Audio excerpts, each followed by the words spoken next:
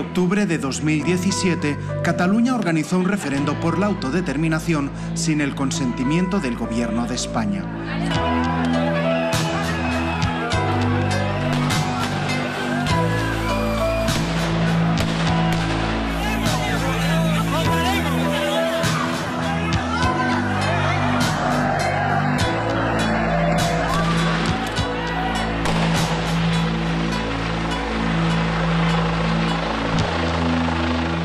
Días después, el Parlamento de esta comunidad autónoma declaró la independencia. Sin embargo, esta no se llegó a hacer efectiva. La celebración de este acto de participación ciudadana, duramente reprimido por la policía española, acabó con la intervención de la autonomía catalana, el encarcelamiento de 9 líderes independentistas y el exilio de 7 más. Para argumentar la causa penal contra el independentismo, la justicia española atribuyó el uso de la violencia a los partidarios de la secesión.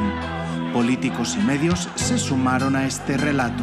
Pero, ¿hubo realmente violencia? De poderlo demostrar, podrían encerrar a los líderes independentistas más de 30 años en la cárcel. Desde la destrucción de 3 coches de la Guardia Civil, los diferentes actos de intimidación y de escraches a la policía y a la Guardia Civil en los lugares donde pretendían habitar, hasta los propios hechos ocurridos el 1 de octubre con una resistencia a veces activa de una multitud de personas, son actos de violencia, no son actos de normalidad ni actos pacíficos como se ha querido vender. Es probable que jurídicamente no hayamos sido capaces, o el Tribunal Supremo no haya sido capaz de construir una instrucción que lleve al delito de rebelión. Ahora, ¿alguien en esta mesa tiene claro que lo que ocurrió en los días previos al 1 de octubre no fue una rebelión? Pero, ¿hubo realmente violencia? Ante esta idea de no romper la unidad de España, ¿no?, ha sido muy fácil que se instaurara un relato de la violencia, que además es un relato manipulado, ¿no?, porque muy bien sabemos que no hemos tenido situaciones de violencia. De hecho, yo creo que el relato de la violencia siempre es el relato que usa el poder para reprimir la protesta, ¿no?, y para reprimir de alguna forma la disidencia política. El relato de la violencia es un relato que se está intentando utilizar para imputar a activistas y políticos, pero también para imputar a miembros de la sociedad civil que lo que están haciendo es una resistencia pacífica frente a un legítimo ejercicio como es el derecho de participación política.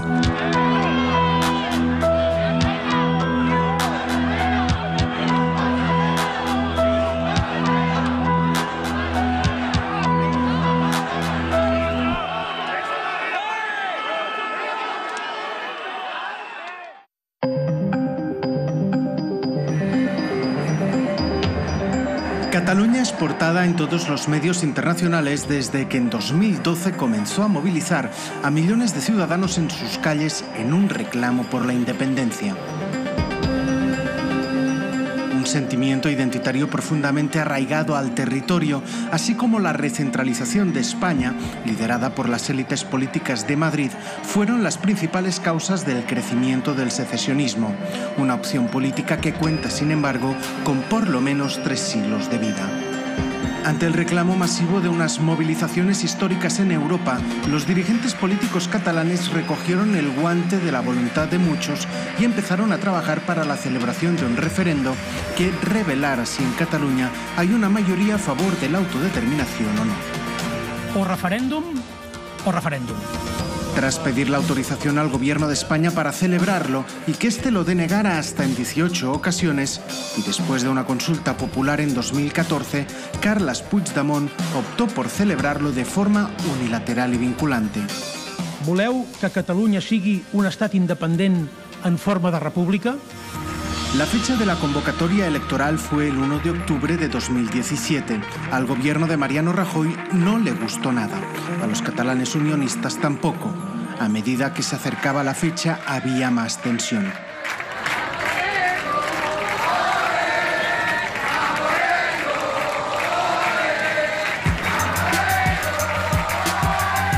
Las autoridades españolas pusieron todos los medios para impedirlo. La presencia de entre 7.000 y 10.000 policías llegados expresamente de otras partes de España para reprimir el referendo generaron mucho malestar. Los independentistas se sentían ocupados policialmente. Durante aquellos días los cuerpos de seguridad registraron imprentas, rastrearon fábricas de urnas, entraron a medios de comunicación y presionaron para encontrar pistas sobre la organización de la convocatoria. El despliegue fue en vano. Cuando faltaban 10 días para el referendo, en una gran operación, la Guardia Civil registró varios departamentos de la Generalitat y detuvo a 16 cargos políticos. Esto provocó la indignación de una parte importante de la ciudadanía, harta de ver cómo el aparato judicial y policial del Estado trataba de impedir el referendo. Y aquí es donde comenzó el relato de la violencia. Aquel día, la intervención policial provocó numerosas concentraciones espontáneas en la calle. La principal fue ante la sede del Departamento de Economía. El unionismo acusó a los independentistas de impedir que los agentes de seguridad trabajaran con normalidad. Centraron sus miradas en cómo quedaron los coches de la Guardia Civil aparcados delante del edificio después del registro. El aparato mediático del Estado español fue el primero en contar el relato de la violencia. Los líderes políticos también se sumaron a la tesis rápidamente. Es evidente que hubo obstrucción a la justicia, es evidente que hubo estragos, es evidente que hubo asedio a la autoridad judicial. Es que lo que sucedió el 20 de septiembre no era una manifestación pacífica. Y la jueza, evidentemente, aplica las leyes. Pacíficas, no. Ya está bien, ¿no? Es decir, hay que decir que no eran pacíficas, eran violentas. Es porque, hombre, 3 coches de la Guardia Civil no se destrozan por arte de magia, sino porque ha habido una actitud violenta. Días después, la juez de la Audiencia Nacional, Carmen Lamela, envió a cárcel preventiva a Jordi Sánchez y Jordi Cuixart, presidentes de la Asamblea Nacional Catalana y Òmnium Cultural respectivamente, acusándolos de haber orquestado las protestas. Pues lo primero que dice la jueza Carmen Lamela es que les envía a prisión porque ve riesgo de fuga y de reiteración delictiva. La jueza de la Audiencia Nacional, Carmen Lamela, les imputa un delito de sedición por los hechos ocurridos el pasado 20 de septiembre, cuando una multitud cercó a los guardias civiles que realizaban un registro en la Consellería de Economía de la Generalitat.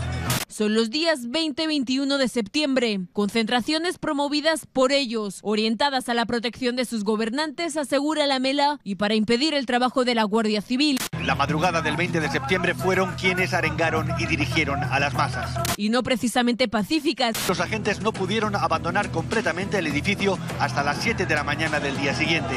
Así fue como desde un comienzo el relato de la violencia se normalizó sin que hubiera un contrarrelato más allá de Cataluña capaz de demostrar la manipulación informativa perpetrada por los medios con sede en Madrid.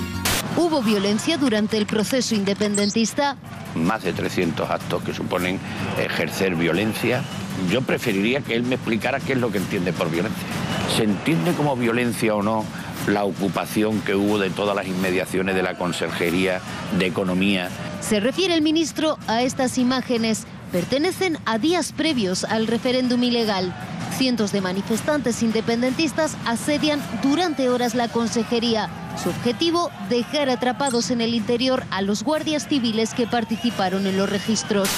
Lo cierto es que las concentraciones fueron espontáneas antes de que Òmnium y ANC se pusieran al frente. Sus líderes fueron también quienes negociaron con la Guardia Civil y finalmente las disolvieron convocando nuevamente a los ciudadanos al día siguiente y en otro lugar. Meses más tarde, cuando el Tribunal Supremo se encargó de la principal causa contra el independentismo, el juez Llarena dijo en su auto de procesamiento que según los convocantes las fuerzas policiales españolas habían declarado la guerra a quienes querían votar en el referendo y tildó de asedio la principal concentración de aquel día. Habla del vandalismo desplegado, de la actitud desafiante de quienes supuestamente convocaron. Se refiere a las protestas como un violento levantamiento o como revueltas en las que los manifestantes persisten en los comportamientos criminales y por todo ello suponen un ataque al Estado constitucional.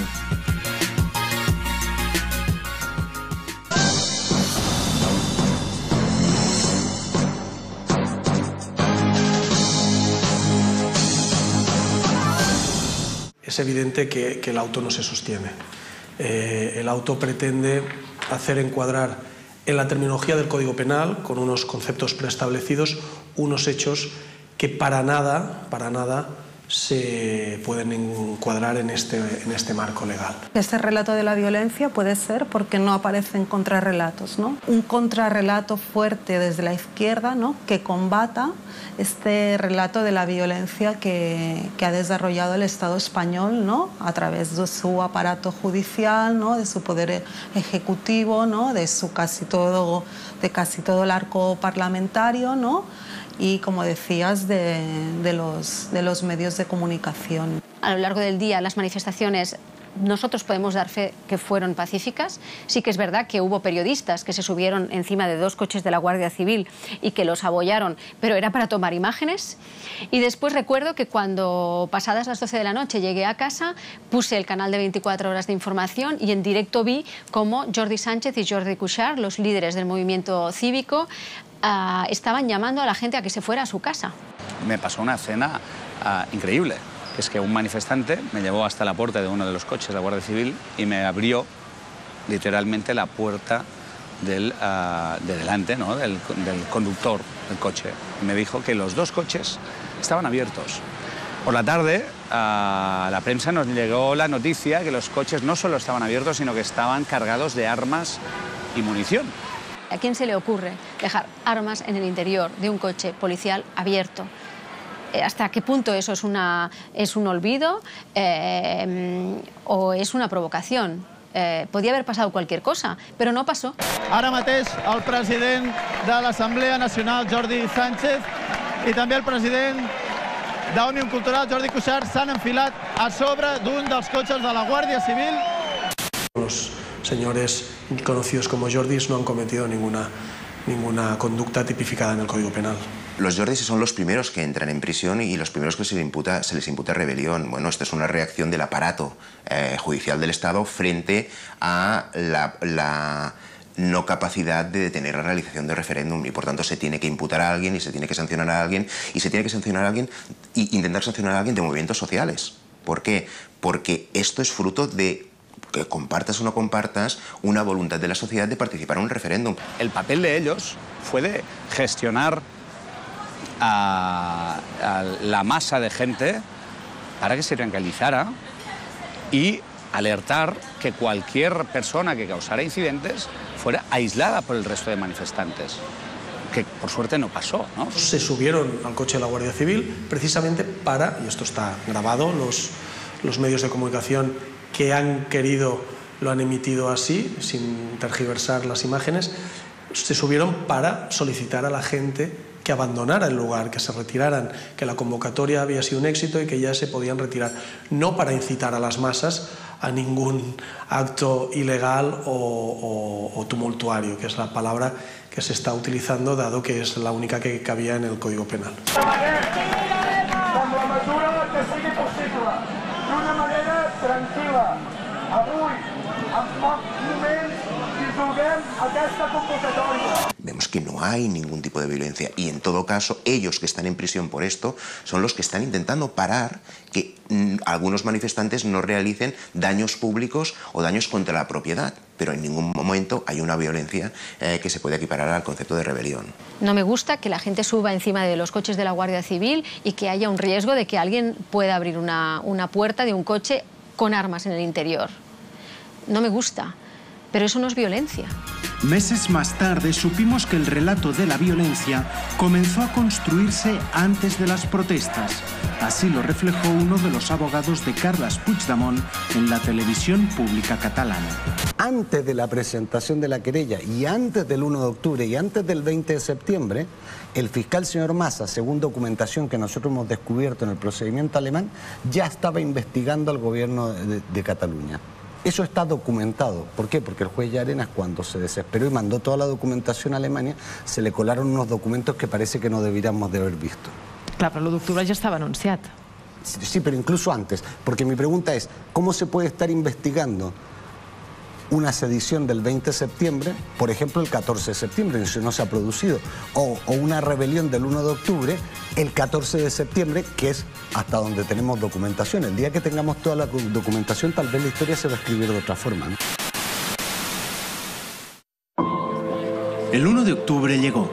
Ante las amenazas de cerrar escuelas y retirar urnas, miles de ciudadanos se concentraron desde muy temprano ante los centros electorales. Pero los refuerzos policiales reunidos en Cataluña se presentaron pronto ante los colegios y trataron de impedir la convocatoria a través de la fuerza. Las imágenes de las cargas dieron la vuelta al mundo.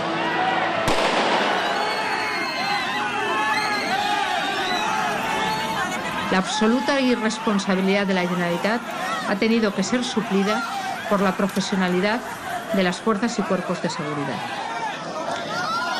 Ellos han cumplido las órdenes de la justicia, han actuado con profesionalidad y de modo proporcional y proporcionado. El objeto de sus actuaciones nunca han sido las personas, sino el material electoral. Han buscado siempre proteger los derechos y las libertades. El referendo se celebró. Varias decenas de ciudadanos anónimos, de forma clandestina, habían logrado entrar las urnas a Cataluña sin que se supiera de dónde venían y las guardaron en casas particulares. Aquel éxito de convocatoria supuso un revés al Estado español, que vio con impotencia cómo, a pesar de la represión, más de 2 millones de ciudadanos votaban a favor de la libertad. Las primeras reacciones fueron las de negar lo evidente. Hoy no ha habido un referéndum de autodeterminación en Cataluña. Hoy no hemos asistido a ninguna suerte de consulta, sino a una mera escenificación. La justicia consideró que el referendo podía significar una escalada de violencia, con brotes importantes de enfrentamiento, y que por lo que aportaba a la seguridad, se debía eludir la votación del día 1 de octubre. Pero la violencia que hubo fue la policial. ¿En qué cabeza cabe que pueda haber que alguien pueda asumir políticamente una imagen que sea un policía pegando a una señora mayor protegiendo una urna? ¿En qué cabeza cabe? Bueno, pues cabe. En la cabeza de Mariano Rajoy, en la cabeza del ministro Zoido, cabe que se puede pegar a gente porque quieren votar en un referéndum que podían haber desactivado de 1000 maneras.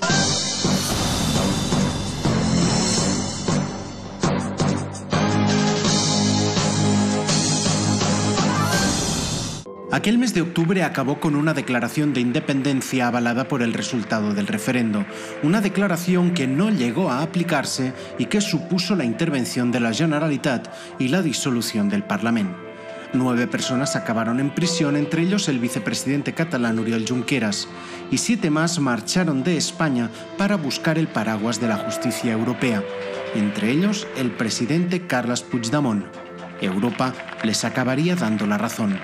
Pero el relato de la violencia estaba plenamente instaurado en la sociedad española, gracias a la cual se podían activar los delitos de sedición y rebelión del Código Penal. Es lo que pretendía el juez Llarena. En la página 56 del auto de procesamiento dice: actúa violentamente quien lo hace de manera violenta, lo que no presenta un contenido típico plenamente coincidente con actuar con violencia. Las palabras tanto tumulto como violencia como rebelión son palabras que para el Código Penal tienen un cargado contenido violento. Es decir, la violencia no es ideológica, no es como dice el auto del señor Llarena, hubiera llegado a poder pasar. O sea, es siempre en sentido penal la realidad cierta de una intervención con fuerza para conseguir un fin ilegítimo. Él necesita que exista violencia o demostrar la violencia para poder imputar el delito de rebelión. Y es cuando analizamos todas las instrucciones y todas las interlocutorias del juez de Llarena que vemos que hay una violencia contradictoria y errática. Es un absurdo jurídico, más allá de la ideología de cada uno, que se pretenda hacer encuadrar estos hechos en un delito de violencia, de tumulto y en una construcción hipotética de un acto de rebelión. Cómo él busca la violencia y cómo él busca demostrar que existe violencia. Cuatro formas. La primera forma, lo que él dice es que hay una violencia reactiva, es decir, reactiva frente a presiones por parte de fuerzas de seguridad del Estado. Los manifestantes reaccionaron de forma leve pero de forma violenta. La segunda forma que él busca es una violencia que es una violencia intimidatoria. Dice, no hace falta que existan lesiones para que exista violencia, sino como una masa enfervorecida salió a la calle, esto intimidó y ahí él intenta demostrar la violencia por este aspecto. Otra tercera forma de violencia que él intenta encontrar es la violencia sin violencia, la violencia incruenta. Él dice, cuando se juzgó por el golpe de Estado el 23 de febrero del 81 en España, el golpe de Estado de Tejero, se fue al Congreso con armas, no hubo violencia, pero pudo provocar violencia. Y la cuarta forma, él lo que dice es, de todas las manifestaciones que se han hecho de la independencia del 11 de septiembre, manifestaciones que recordemos fueron pacíficas, esto ya fue el germen de una violencia que estaba latente. Entonces, la importancia de la extradición es alzarse públicamente frente a actuaciones de autoridades públicas por dos vías, fuerza o por vías no legales. Fuerza no hay, ¿por qué? Porque si hubiera fuerza sería rebelión, y hemos dicho que no hay rebelión. Y por vías no legales lo que implica es oponerse a que determinados funcionarios públicos pudieran, por ejemplo, el día del registro en la Consejería de Economía, pudieran realizar este registro. Bien, esto por vías no legales es ejercer el derecho a manifestarse. Y por tanto lo que vemos es que se ejerció el derecho de manifestación. Si en ese momento ahí hubieron incidentes, ¿a quién son atribuibles estos incidentes? No son a los organizadores, sino son a las personas que provocaron estos incidentes, ya sean daños, ya sean lesiones, etcétera, etcétera. El relato de la violencia perpetrado por el Estado español fue desmontado completamente cuando Alemania, durante el proceso de extradición de Carles Puigdemont, advirtió contundentemente que no había habido violencia alguna durante la carrera soberanista catalana. Una tesis compartida por Bélgica meses atrás en el marco de las euroórdenes dictadas por Llarena contra los independentistas exiliados. Pero el Estado español seguía con su relato, sobre todo después de la Semana Santa del 2018, cuando los comités de defensa de la República cortaron carreteras, levantaron peajes e incluso quemaron neumáticos en medio de la calzada. Con este relato se criminalizó al independentismo y se creó otro de paralelo. Los secesionistas eran causantes de la fractura social en Cataluña. El poder siempre construye relatos, ¿no?, criminalizando, ¿no?, estigmatizando, ¿no?, culpabilizando, ¿no?, la resistencia, ¿no?, o quien de alguna forma le presenta, sí, resistencias o demandas que no puede asumir, ¿no? Entonces estas son las estrategias siempre del poder, ¿no? Y aparte de esto, a veces su estrategia es fracturar, ¿no? Para criminalizar necesita fracturar entre buenos y malos, ¿no? Y yo lo que creo que ha hecho el Estado español con todo su aparato, ¿no?, incluidos los medios de comunicación, es intentar fracturar la sociedad catalana, ¿no? Esta es la realidad. La realidad es que en Cataluña está habiendo un incremento cada vez más acelerado de la violencia. Cada vez más acelerada la violencia. Ese es un hecho. Para mí son verdaderas organizaciones delincuenciales, al margen de la ley, desde luego. Bueno, el ambiente es espantoso, espantoso. Está todo el mundo envenenado, no se puede hablar con nadie, la gente tiene miedo, no nos podemos ni defender, mirar cómo han dejado todo. Es una pesadilla vivir en Cataluña.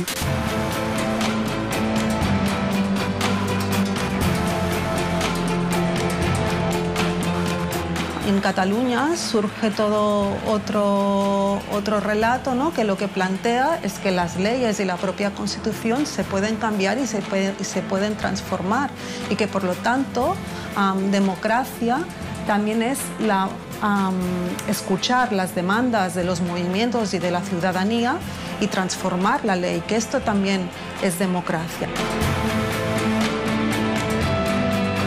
Es un sentimiento de que la transición española ha dado todo lo que podía dar de sí, que la reforma del Estatuto de Cataluña, que se hizo democráticamente, que pasó por las Cortes, pasó por el Congreso, pasó por el Senado, se votó en referéndum en Cataluña y después se cargó el Tribunal Constitucional, eso había llevado a un punto de no retorno en las relaciones de Cataluña con el Estado, y eso debería repensarse. Y ante la inmovilidad, la judicialización del proceso y una actitud no tanto inmovilista por parte del PP y de Rajoy, sino casi de pasividad agresiva contra las demandas de Cataluña, que ahí debía hacerse algo. El relato de la violencia persiste, pero solo ha servido para dejar al descubierto las intenciones del Estado. La causa contra los encarcelados se mantiene en pie y en otoño de 2018 se sentarán en el banquillo de los acusados. Pueden caerles hasta 30 años de prisión. Todos ellos se muestran escépticos ante un juicio justo. Analistas y politólogos advierten otro otoño de alta tensión, pero la consigna entre ciudadanos independentistas es clara: no caer en las provocaciones y seguir saliendo a la calle de forma pacífica y con una sonrisa en la cara. Solo así pueden sostener la que, según ellos, es una revolución radicalmente democrática y con un mensaje profundamente universal.